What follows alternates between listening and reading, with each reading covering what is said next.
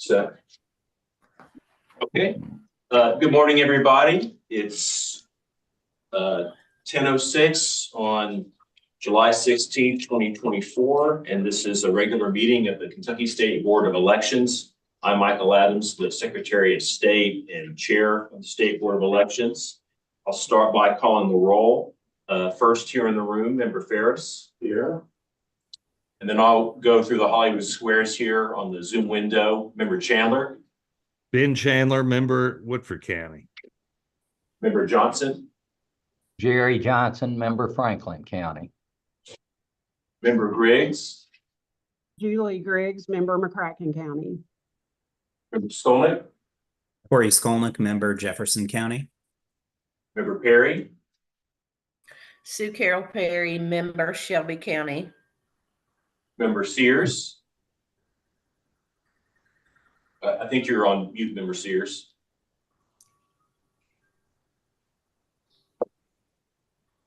We'll come back to you. Member Brangers. Deanna Brangers, member Jefferson County. And Member Sears. Are we still muted? Okay. Well, we'll take recognition that you're present for the minutes. So we have a full house. Thank you all for logging in today. I know that Member Chandler has a hard stop. Does anyone else have a time commitment today? Okay. Let's try to have, if we can, everything that requires a vote. Get all that done by 11 so Member Chandler can make his speaking engagement. I don't think that'll be a problem. So first, do we have a motion to approve the draft minutes for our June 7th meeting? So moved. Second. Any discussion? Hearing none, all in favor say aye. Aye. Aye. Aye. Any opposed? Ayes have it. Next, ratification or approval of County Board of Election replacements. Pursuant to KRS 117035, we have 5 of those. Could you walk us through those, Karen? Yes, sir. Thank you, Mr. Secretary. The first is Franklin County. They have a replacement. Their Republican member has resigned. For ratification, SBE recommends to the board Mike Templeman as the replacement to the Franklin County Board of Elections. Would you like me to do all 5? Yeah, is that all right? Second is Hardin County is a replacement for ratification. Their Republican member has resigned. For ratification, SBE recommends Charles Doyle for replacement to the Hardin County Board of Elections. Hickman County has a temporary replacement for ratification. The Republican member has temporarily resigned. Her husband is on the ballot. For November, SBE recommends to the board Holly Nicole Burgess for replacement, temporary replacement for Hickman County's Board of Elections. Lincoln County replacement for ratification. The Democratic member has resigned. For ratification, SBE recommends to the board Morgan Pence for replacement to the Lincoln County Board of Elections. And in Fulton County, for ratification, Fulton County's Democratic member has resigned, and for ratification, SBE recommends Roberta Moorhead for replacement to the County Board of Elections. And I'll turn it back over to you, Mr. Secretary. Okay. Do we have a motion to ratify or approve as applicable these five replacement members? Motion to approve. I'm back on. Second. Motion and second. Any discussion? Hearing none, all in favor say aye. Aye. Aye. Any opposed? Ayes have it. So next we have discussion and vote on county plans for the general election.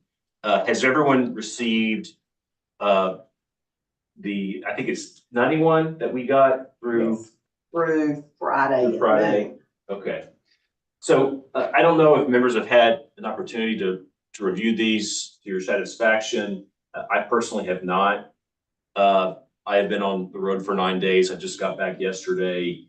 My staff have taken a look Here's what I would throw out as a suggestion. Obviously, we'll do what you all as a group prefer.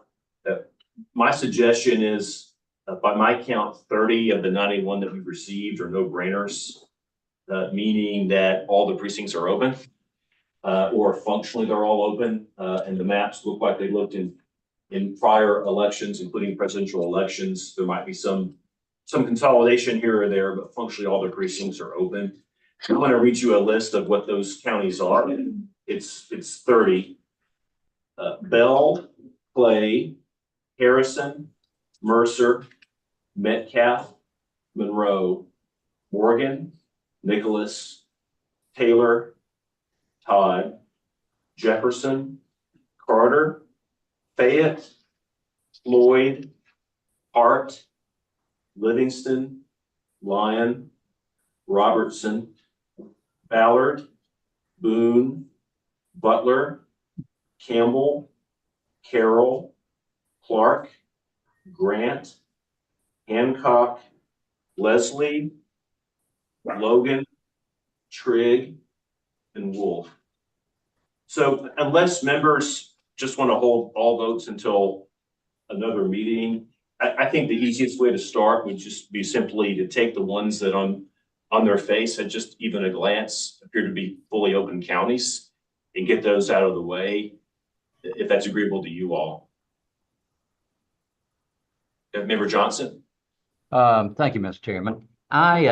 You know, considering the way the process works today and the fact that you have a separate bite at the apple, if you will, unless staff has some particular issue with any of the other counties that have submitted, or unless any of the counties have reduced the number of locations, I would suggest that we actually go ahead and vote upon the number of counties that we have. We're saying it's 91, I think.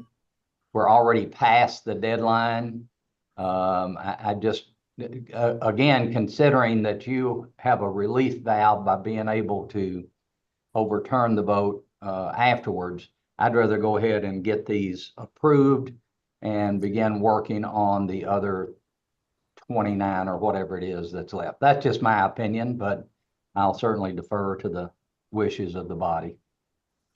Could I quickly respond to that? And then if you put that in the form of a motion, we'll entertain it. But just quickly in response, we're going to have to come back either way. And so you all may prefer to pass everything and then come back and take up any vetoes if I issue any vetoes, because we still have a quarter of the counties outstanding.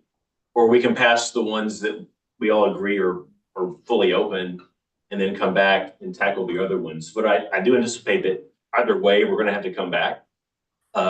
In particular, come back before our next regular meeting. I just don't want us to wait until, I think, the 20th of August. I think that would be too much time. We are ahead of schedule relative to where we've been in prior cycles, but we are going to have to come back probably late July, early August regardless. Is that a motion? I'm willing to offer that as a motion. If you don't mind, I'd like to hear from a couple of the other members or all the other members. I'm willing to, again, to make the motion, but I don't want to get ahead of the other members if they have strong feelings one way or the other. Okay. Jerry, is your motion to approve all 91? That would be my motion. Again, unless staff has a particular issue with any of the 91, I didn't see any that reduced the number of locations. Is that a correct statement? Correct. We had, I can't remember the exact number. Richard might remember it. He's got his computer up there. How many actually either increased an early voting location more than, one, maybe two, or did increase a few locations on election day, but no one reduced the number of locations. Could I add? There's about 14 quickly. there's about 14 that increased to some degree. Yeah, that was what I was going to say. Yeah, thank you, Jerry, I'll second your motion. Well, let me make it. So I move, Mr. Chairman, if it's appropriate, that we approve the 91 county plans that have been proposed. And that's my motion. And I second. All right, moved and seconded. Any discussion? Yes, if I may, as I understand, there were a couple of those that had objections that we received in this 91, am I correct? There was information we received, which I passed along to the board from two counties. Bullitt County and Scott County, I believe. Yes. And in one of the instances, I just want to say that in Bullitt, though I am not representing that school district in this case, that is regularly a client. So I am going to want to recuse from that matter only. So if there is a way to pull that out, Jerry, as we consider this, and I don't know how we should handle Scott. This is, you all have to guide down there. Can I make a suggestion? We have, I've lost count, several clerks here today. I just don't think it's going to be feasible for everyone to put on a presentation with the time constraints that we have. But because we did get objections from, was it Bullitt and Scott or two? If we could have, if you would like, if the clerks from those counties would like to have a few words, would that be appropriate? Okay. Rebecca, you want to come up?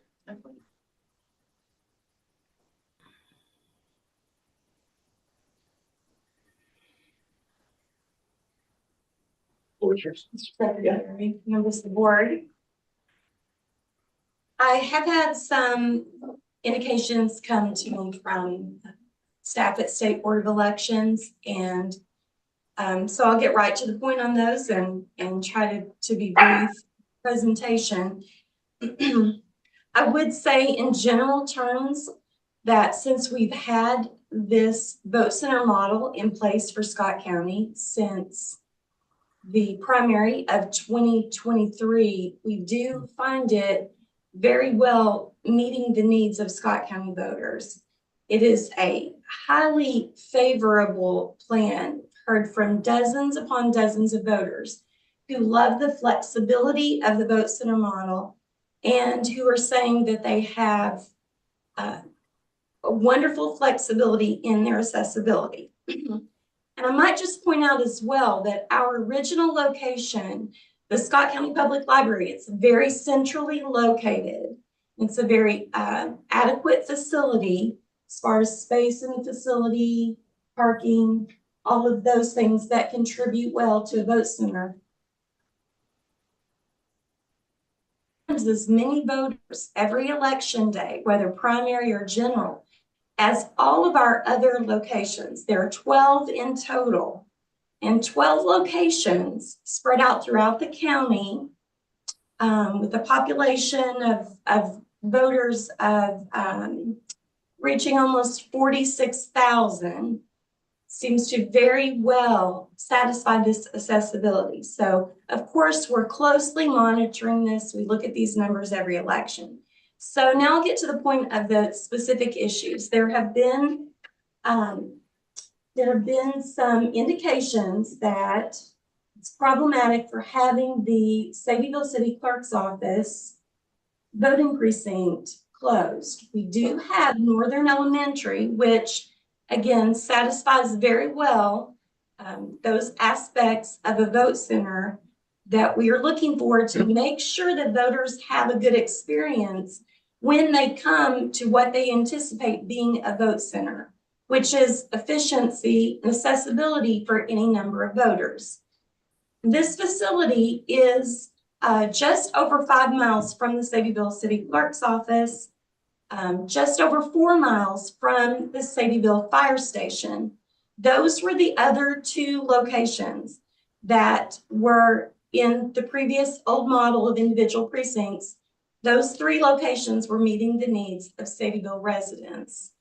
While Northern is outside of city limits and the other 2 facilities are in city limits, we've looked very closely at these. In fact, my election coordinator and I have recently gone back to Sadieville City Clerk's office, which has been where the primary focus has been. And while it was grandfathered in for many years, aside from it being the size of the facility being very inadequate for a vote center, it is by no means handicap accessible. It has no immediate parking that does not cross a highway. The highway does not have a crosswalk. There are not proper slopes for handicap accessibility. I could go on, but the survey has been done. If you'd like to look at the survey, we've recently completed that. Even though that facility is closed, my election coordinator went back to attend to the comments that were made, and we did we did that survey. If the pictures alone were not enough to satisfy that, we wanted confirmation in the form of that survey being completed. Part of the issue has been that the Sadieville City Clerk's office was accessible for some residents who could walk there, who live in the immediate area of the clerk's office in the downtown Sadieville area. This, however, I will just go ahead and mention on the fire station, does not meet that criteria. There are not safe sidewalks or a pedestrian lane for individuals to go to the fire station. And again, I could talk about the size of the facility and the accessibility of the facility. It is lacking in that. We could complete the survey there as well. But again, that facility has been closed. So all of that being said, the facility that we use that very well meets the criteria of the vote center model, it is the school that the residents of Sadieville send their children to. So Northern Elementary, in my opinion, is the only reasonable facility. And again, it is about 5 miles from either of those locations. It is open on election day, and I feel like it should well meet the needs of Sadieville residents. Sadieville residents, who I might add, will have to drive further than 5 miles to vote. They'll have to drive further than that to seek medical services, to seek banking institutions. So the residents of Sadieville who do not have that kind of accessibility to this vote center, I believe will be already requiring transportation to meet their other needs. And if they are not, then they probably qualify for a mail-in ballot. And of course, we are more than ready to have those services available for Sadieville residents who just cannot find the accessibility because of age or disability or other issues that prevent them from going to Northern Elementary on election day. I'll move on to the other location, and that would be the Ed Davis Learning Center. And while this facility has served many needs historically in a part of our Georgetown community, it again does not well satisfy the needs of a vote center. And I would say that as far as accessibility, for the heavy population in the downtown Georgetown area that may have utilized the Ed Davis Learning Center, now have 9 locations in about 3.5 miles from that location. That's 9 locations within 3.5 miles. And there is public transportation, I'm happy to say, currently, which could pick up a voter at the Ed Davis Learning Center and take them directly to our Scott County Public Library or potentially other voting locations in Georgetown. So there is the public transportation option as well.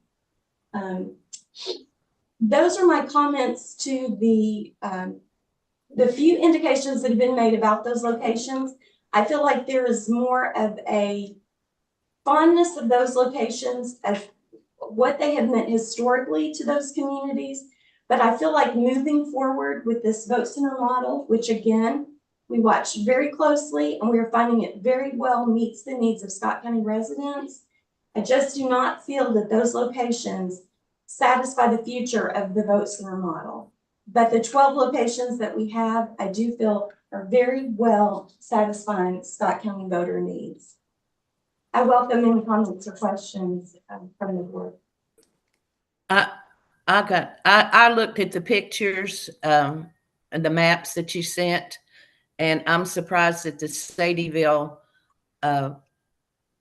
place ever got approved to begin with. I mean, there was no parking, there was, no pavement. But anyway, I would tend to go along with the clerk. I think the clerk knows more about her county and the needs of the county and the requirements for the polling places. And I think she did a good thing. Like I said, I'm surprised that place ever got approved to begin with. I agree, Sue Carol. I was gonna say the exact same thing. When I was looking at the picture, I was shocked that it was ever able to be used. There was no parking. It looked like to me you had to go on that street that, I mean, it's hard to describe, but it wasn't right there at the building. There's no way, ADA accessibility, I just don't see how that could be approved at all as a voting location. Yeah. Rebecca, have you had complaints? I'm sorry, Deanna, go ahead. No, you're fine, Dwight.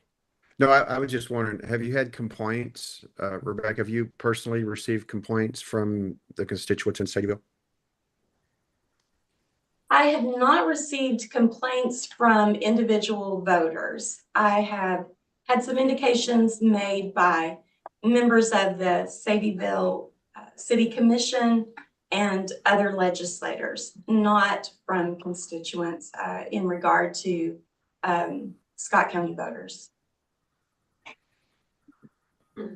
Yeah, and all I was gonna say is, I mean, we reviewed and Rebecca presented on the Sadieville location at a previous meeting, and if you've looked at the pictures and looked at the parking lot, and I saw the complaint actually argues that it's a disservice to the handicapped voters to have to go further away, but it's honestly a disservice to the handicapped voters to have to use Sadieville, because having to park across the street at a three-way intersection is simply a safety nightmare for any handicapped voter, in my opinion.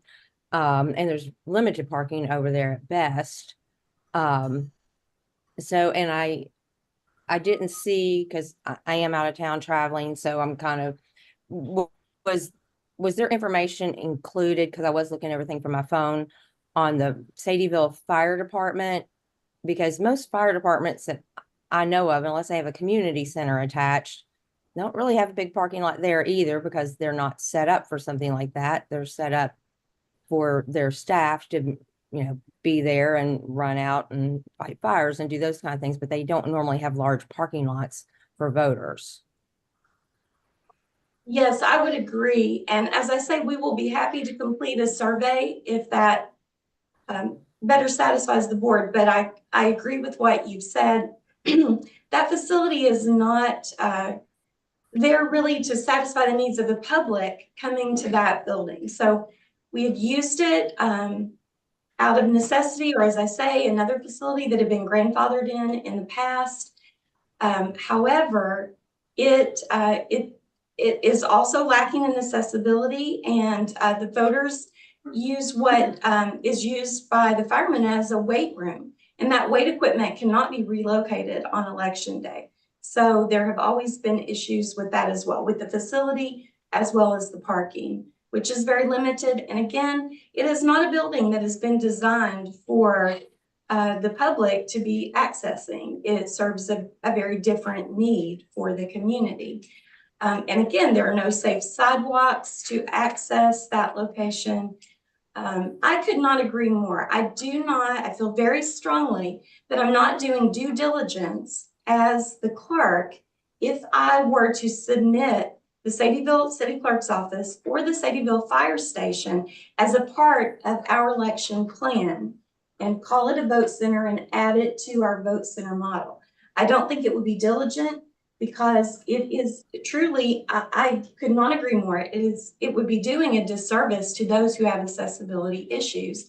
It would be unsafe and not a diligent decision for me to do as clerk. And that's why I've adamantly stood firm on this. And while I do appreciate the historic significance of both that facility and the needs that it does serve for the Sadieville community. I very much appreciate that, along with what the Ed Davis Learning Center brings to that part of the Georgetown community. I just do not feel that it would be diligent for me to, moving forward, submit those facilities as a part of our vote center election plan. I agree with you, because all it would take would be for one person in a wheelchair or some other disability to get hung up somewhere and then sue you, because, you know, we're living in a suing world these days. And, you know, I know that we don't have to have the person of disability to do the surveys anymore. But when all of this started, we in Shelby County, we had a man in a wheelchair that went along with the other person that did those surveys. And we had to do some adjustments, and we had to do some changes, and nobody wants to hear or see a change, especially out in the little rural parts of our counties. I know when we had to do that, we had people that just, you would have thought that we had cut their leg off. It was going to be so hard for them to go vote. But, you know, I mean, times are changing, and I just think that we need to go along with what the clerk wants to do and needs to do. If we don't have any more questions, can I give Kevin a chance to present as well? Any more questions for Rebecca? Okay, thank you. Okay, thank you very much. Thank you, Rebecca. Thank you. Thank you, Rebecca. Where's yours? Sir, Kevin Mooney, the Bullitt County Clerk. We have increased the number of locations in Bullitt for this upcoming election. We have increased the size of 2 of the vote centers. The gymnasiums that have been used go into 2 of the high schools for early voting. We utilize the full court of a basketball gym. We have 80 voting tabletops in these gyms. We do 3 vote centers in early voting. We have 1 in the eastern end of the county, Mount Washington, very high population, significant voter turnout. We have 1 in the north end of the county, Hillview, Pioneer Village area, 5 northern cities of Bullitt also have good to excellent voter turnout. And then we have the Bearcat Springs Conference Center in Shepherdsville. In years past, I have been asked to increase the capacity based on November 22's election. This is giving us the ability to utilize larger spaces given the constraints of the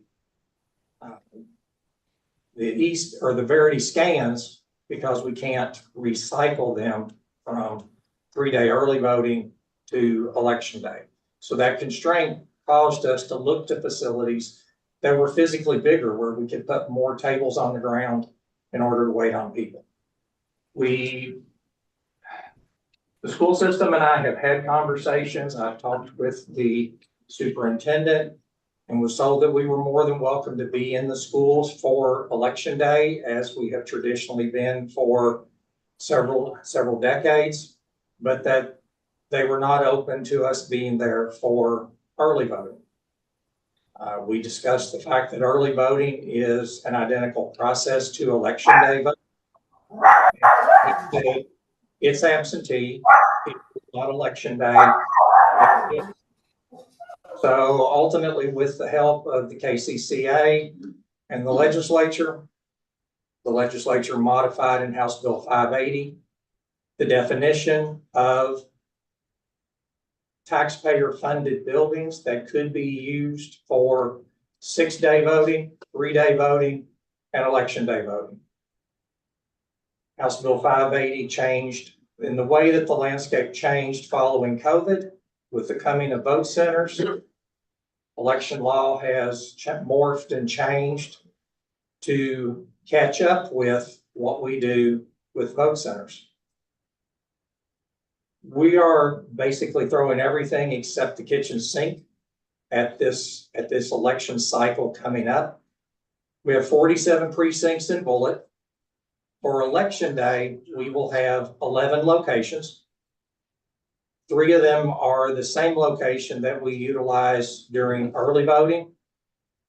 We will have 77 check-in stations available across those 11. And we will have 45 Verity scan units for receiving ballots. This is almost identical to the numbers as far as the scanners based on what we had pre-pandemic. We had 47 precincts pre-pandemic. We had 47 paper roster books that did check-in. They were paper. Their check-in times were slower. The EPBs and this new Verity print on demand machine accelerates the ability of being able to check in voters. And by increasing the number of check-in stations to about 1.5 times of what we had pre-pandemic, in addition to having a machine that can wait on more customers per hour, we've increased the capacity. When House Bill 580 was going through the legislature, there were things that were discussed within the legislature regarding House Bill 580.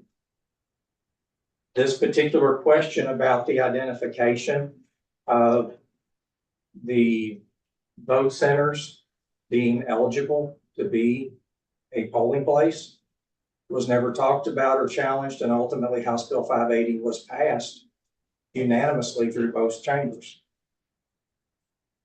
Because of that, I don't believe there's anything wrong with the plan that has been submitted by the Bullitt County Board of Elections.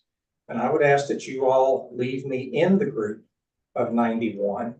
And if you have questions, please don't hesitate to ask me. Any questions? May I ask something? Can I say one more thing before, Julie, before you? Yes. I have received a contact from a law firm that is representing the public school system. My county attorney has not had time to read it or review it yet.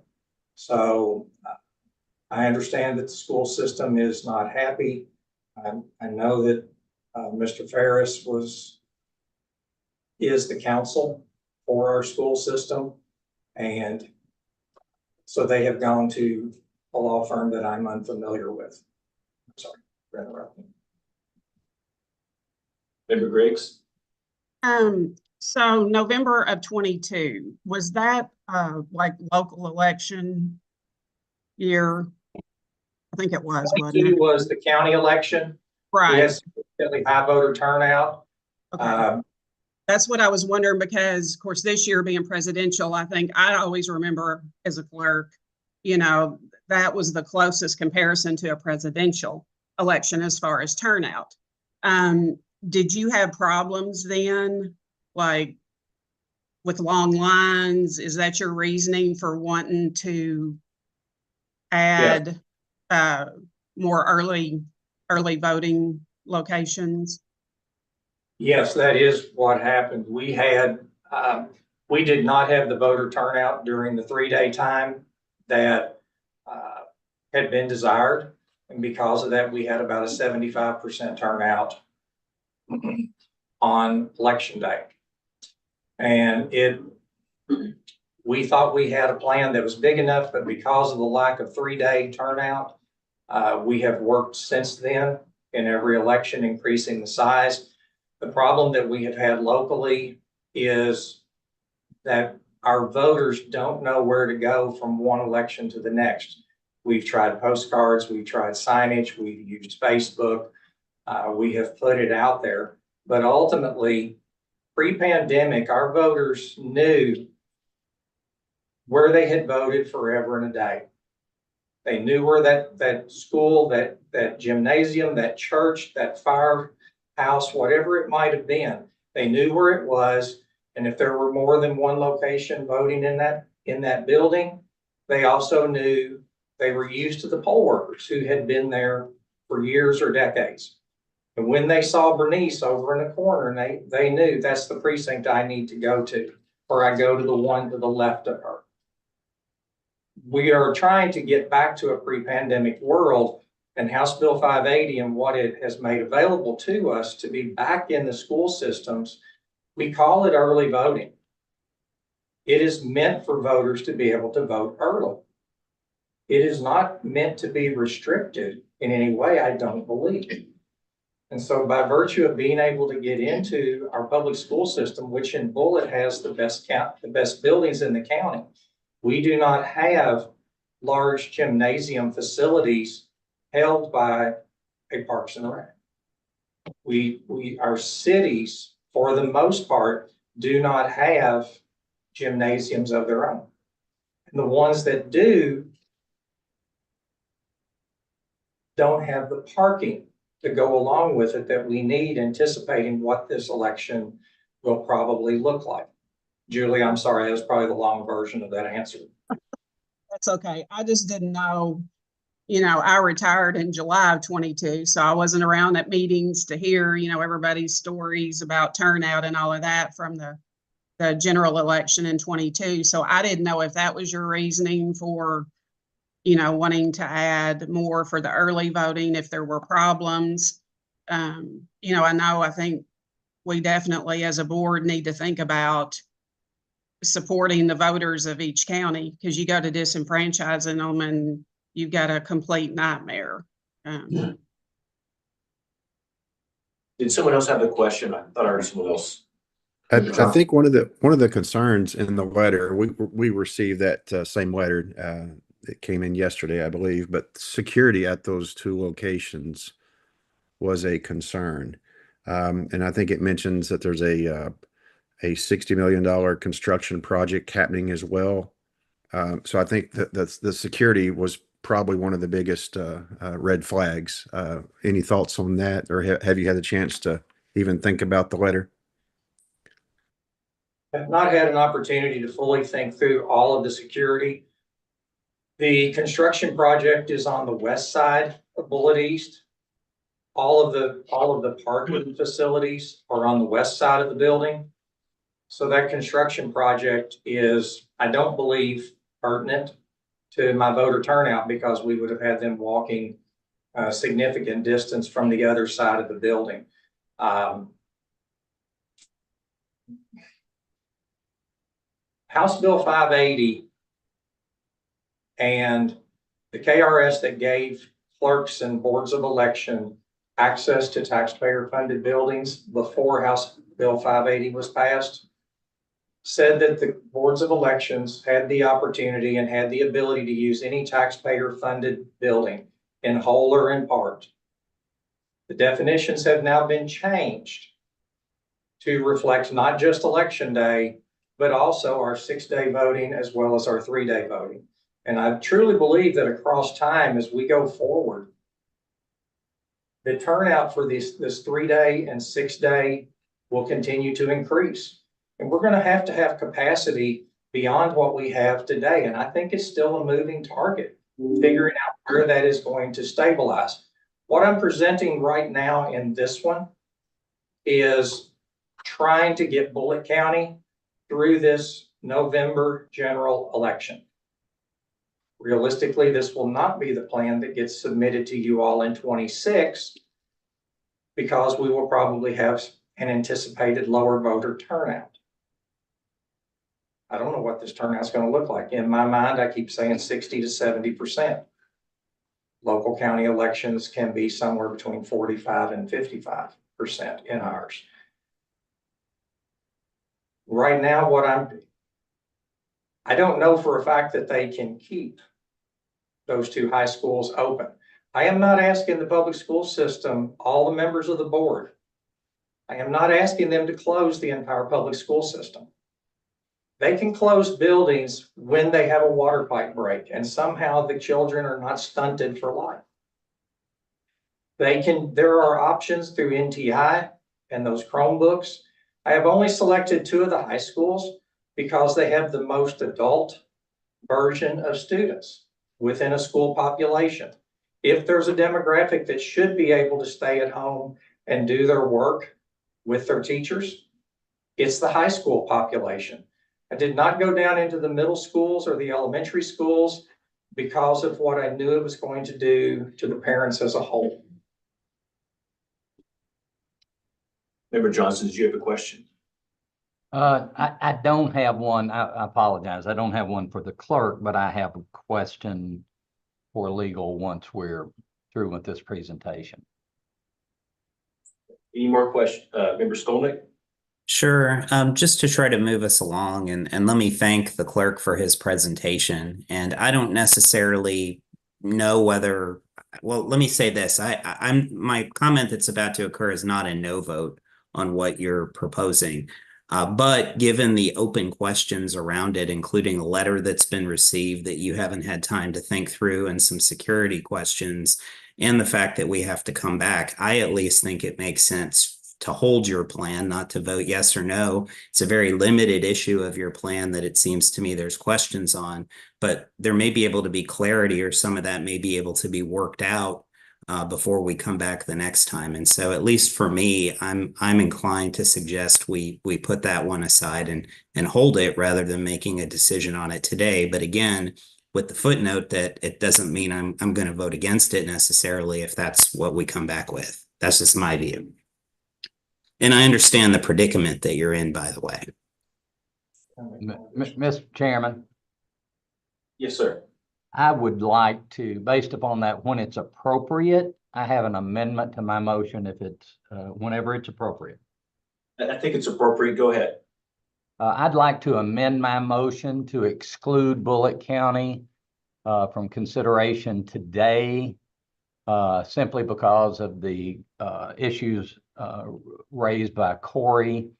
And after I've had a chance to look at it a little more, it is absolutely not, this does not mean my vote will be no going forward, but this is the first time that we face this particular kind of issue. I just think there's a lot of questions, and I think we have the responsibility to do a little bit more due diligence before dealing with this particular issue. So I would move to amend my motion to set aside Bullitt County for this particular vote only. Member Chandler, do you follow with your second? I mean, I'd just soon go ahead and do the whole bunch myself, but I don't mind if that's the will of the group. I'm happy to second it. Did you want to respond to any of the comments? There is one more thing that I would like to say. As a clerk, take an oath to uphold the laws of this state and this Constitution that operates and oversees how Kentucky runs. I don't have the ability to pick and choose the KRSs that I'm going to follow and enforce. I have to enforce them all. And ultimately, that's the reason this is being presented, not in some effort to show power of a clerk, but to show that the law was put together for election officials to have a better and more clarified definition of 6-day, 3-day, and election day, and that they are all equal. And that gives us the ability to use a taxpayer-funded building, whether it's this building right here to turn this room into a vote center, even if it's not convenient for the State Board of Elections, or to utilize a school or any other taxpayer-funded building.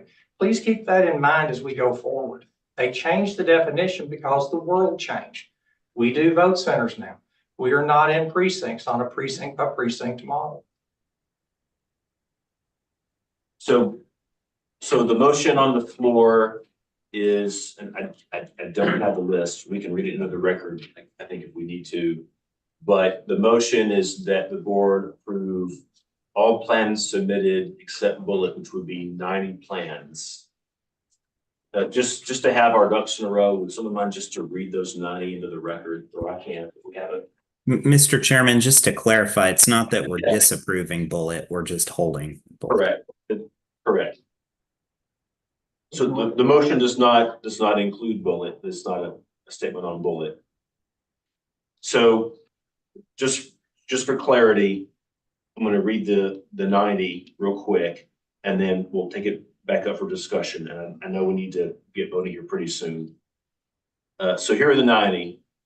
Adair, Allen, Anderson, Ballard, Bell, Boone, Bourbon, Boyd, Bracken, Breckenridge, Butler, Callaway, Campbell, Carroll, Carter, Clark, Clay, Clinton, Crittenden, Cumberland, Davis, Estill, Fayette, Floyd, Franklin, Gallatin, Grant, Graves, Greenock, Hancock, Hardin, Harlan, Harrison, Hart, Henderson, Hickman, Hopkins, Jackson, Jefferson, Jessamine, Kenton, Knott, Knox, Laurel, Lawrence, Leslie, Letcher, Lincoln,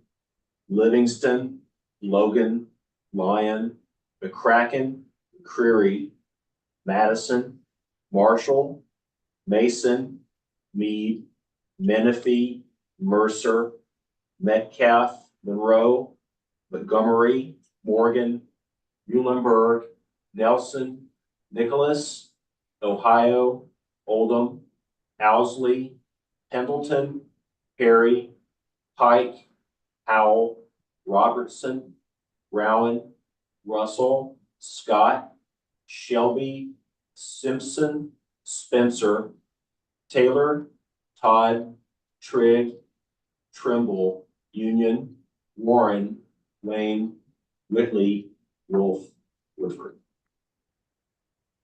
So I think the core issue is whether the board wants to approve them all now and send them to me, or if the board wants to separate some and pass them now and then come back for the others, and we're coming back either way. So I don't know that it makes that much of a difference either way. But right now the motion is to approve all of those 90. Any other discussion? Hearing none, all in favor say aye. Aye. Aye. Any opposed? Ayes have it. Thank you, Kevin. So I think what we'll do, we'll certainly, on the back end, we'll check with you all about your schedules, but probably maybe the week after next, we'll come back for a special meeting. We'll take up the other plans that we've gotten. And if there are any that I don't accept, you all have a chance to override my decision on those. Sitting where I am now, I don't see any obvious candidates for that, but I do want a chance to look at some of these a little more closely. Okay. Next, we have our financial report. Ms. Pointer. Is she? Good morning. She's on Zoom today. Oh, I see you. I'm so sorry. Welcome. The floor is yours. No problem. I don't have a lot to report, but there are a couple of things that I wanted to make note of in the financials. As you know, June is the last month of the fiscal year, so lots of things are happening at the very end of June. So you'll see some negative numbers. That's mostly there's 3 categories that we've moved some finances around. Those expenditures hit our general fund for the most part, or our federal fund. And we're really working to conserve some of those federal funds to increase our financial runway for HABA. We have moved some MiFi and Cradlepoint devices, their services that were used during the elections throughout this fiscal year were moved to the ePollbook project because that is what they are used for. We also conserved a lot of contractor time. And the reason that we did that is because we want to use up as many state funds as possible. We have, constantly told the legislature that we need to be supported for VRS and those various projects, and they were previously fully supported by federal funds. So we are trying to transition that over to state funding. And the contractors, all of our staff is working on multiple projects. They have dual scopes at any time. So even if they're working on the voter registration system, that can be easily tied into ENR at the same time, or it can be tied into the e-pollbook project. So we just took some of those dual scopes that had been charged to our federal funds, and we moved those over to be supported by state funds. I think that you'll see in the other expenses, it's a little higher than normal, and that is due to the second printing of the postcards from Bluegrass Integrated Services. So that is solely the printing cost. You have already seen the postage cost for those. Applicable COT expenses were also moved to state funding. Those have previously been paid for by federal, but we moved those over to general, or back to general for that. And these are not our final totals from the year. FY24 technically ends the second week in July, because that's when all of the transactions for the previous fiscal year have to be completed. We did have some invoices that came in for June services the first week in July. So those will be processed, and you'll have a final fiscal year 24 report next month, because all of those will be in. And I think that's about all I have, unless you all have specific questions about any of these transactions. I'll be more than happy to address those. I've got a question. Sure. I'm not sure what page it would be on, maybe under the general fund page. So earlier in the year, we applied for, or maybe it was last year, I've done this so many times I've forgotten, but I know that we have a pool of funds, of HAVA funds that we petitioned for, a part of which was for a promotion of early voting. Is that somewhere in one of these pages, just a line item of that amount of money?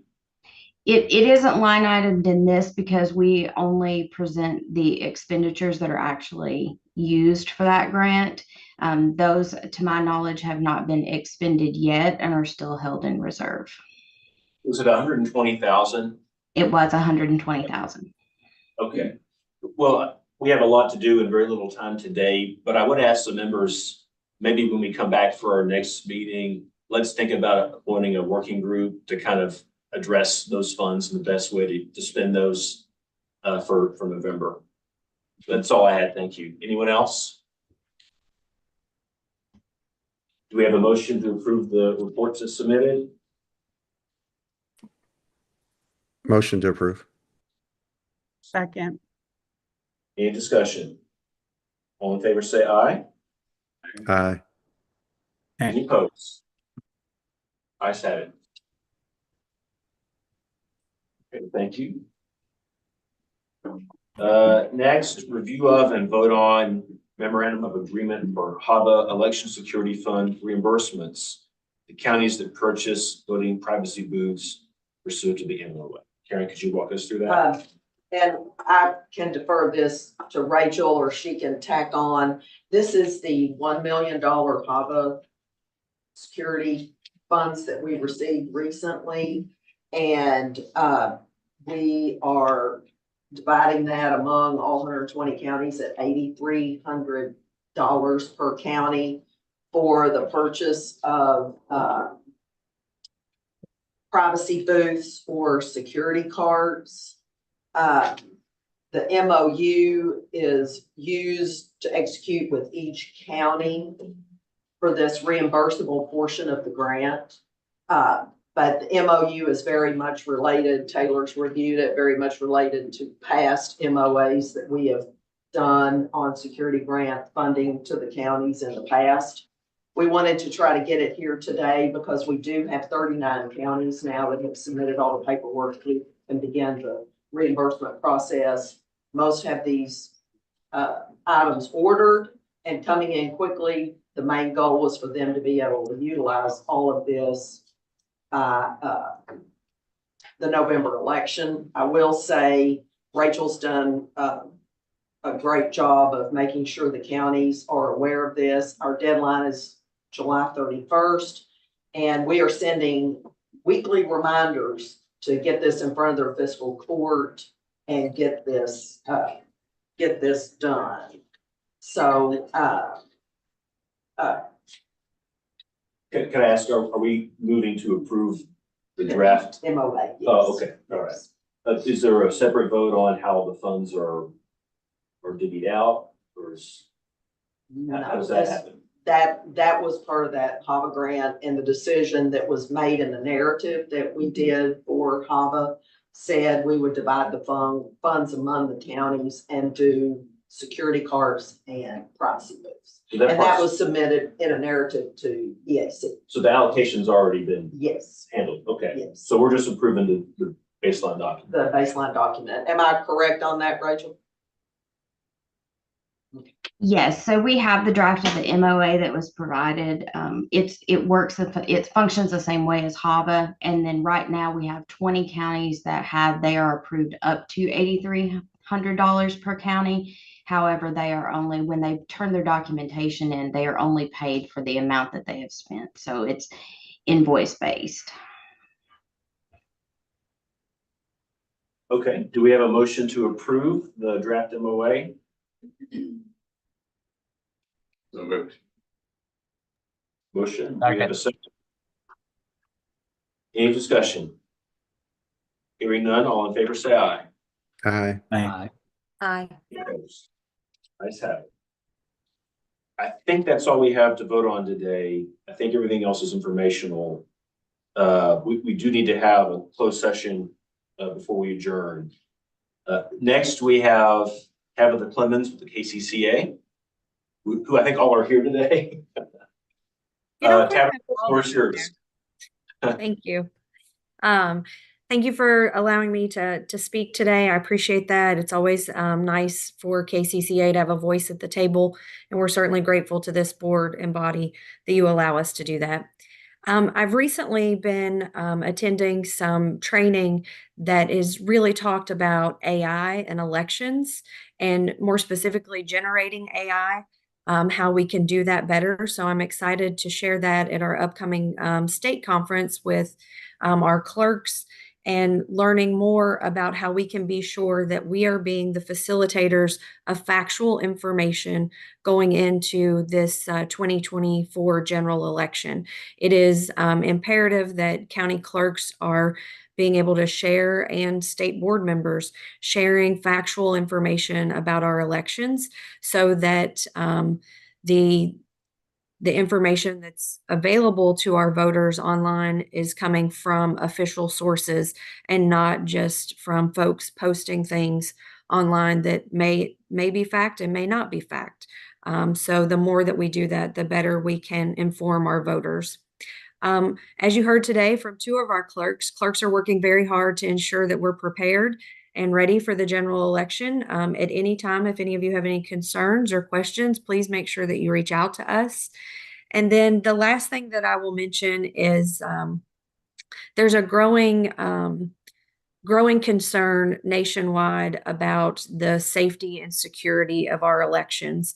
And anything that we can do here in Kentucky, we want to be on the forefront to ensure that our election officers, our voters, and our county clerks and election administration staff are safe going into this 2024 election. So we are working with our partners at CISA and the FBI to try to ensure that. But if there are growing concerns from any of you, I certainly hope that you will reach out, whether that's directly to me or through our staff at State Board, to ensure that we're covering all of our bases, because we want to make sure that those concerns are heard and listened to and vetted as we head into the busiest time of the year for clerks. So certainly appreciate the time today, and happy to hear from any of you at any time. Thank you. Anything for Tabitha? Okay, thanks a lot.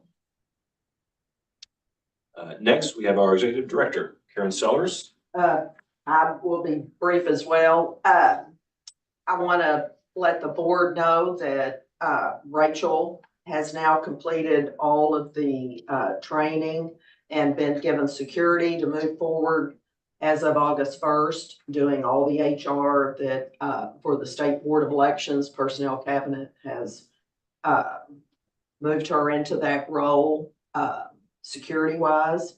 I just want to say I appreciate Rachel moving to do this on our behalf and the opportunity that she has made for SBE to be, independent for our, and cover our HR ourselves. It will be a big undertaking for her, but I know she's up to the task. So, of course, the HAVA funding, she's been a big part of making sure we get this done and these purchases that the counties can get reimbursed for these items that they're trying to get in and use for November.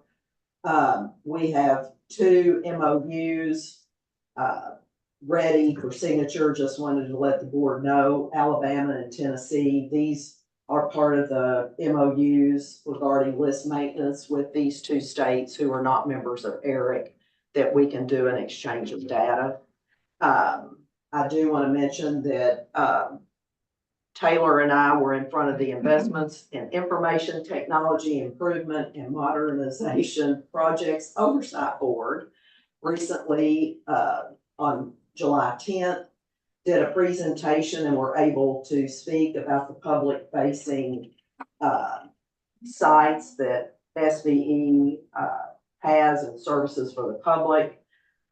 This was a very well received presentation to that committee, and I feel that we really updated them on the types of programs we're doing here and the security surrounding each of those that we're doing for the public every election cycle and throughout the year.